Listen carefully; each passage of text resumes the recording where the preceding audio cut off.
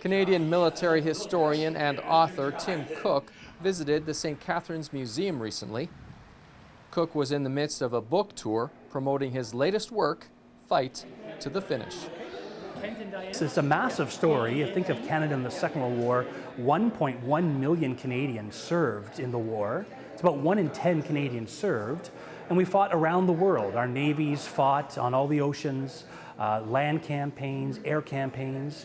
And all of this, to tell this even in 2 big books is a challenge. And so I'm continually trying to scale up the Canadian story into the international one, and then bringing it back down to those eyewitnesses, those Canadians who were there in the front lines, facing combat, facing death.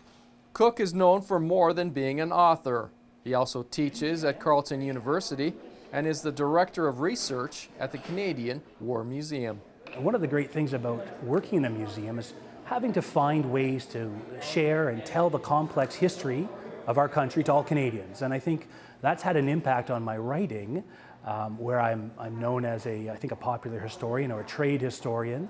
My books are fairly rigorous and analytical and academic and 1,000 footnotes.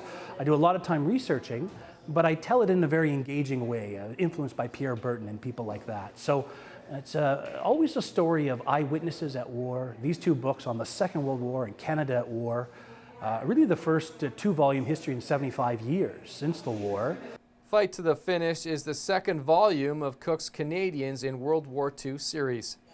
He says those who returned home from the war turned their focus to careers and families when they returned. For a majority of veterans, memories of their time overseas were only shared with those that endured the same hardships. I've had some wonderful experiences where talking to veterans with their families there, and these veterans have opened up to me and told me stories they never told their families. And afterwards, their families have said to me, thank you. I never knew that. My dad never said that.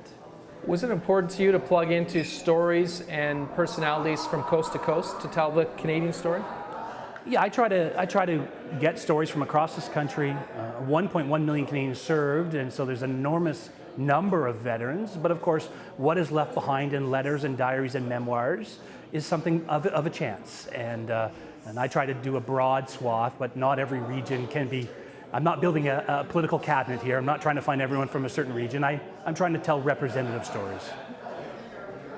Do you have a sense of what Remembrance Day might look like in 20 years? I think in 20 years, we will have lost all of our Second World War veterans. Their average age of about 91. The last Canadian First World War veteran, John Babcock, died, I think, at 110 years old. And Remembrance Day will change when the Second World War generation has moved on. And that's one of the reasons why I wanted to write these books. 75 years on, I thought this was a good time that children could speak to their fathers or grandfathers or grandmothers about the war experience. And if I have achieved anything with the books, I hope that is one thing.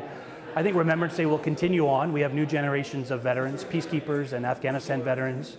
We will always remember, we will always mark the sacrifice and service. And I think that is deeply ingrained in what it means to be Canadian. In Niagara, you're watching The Source.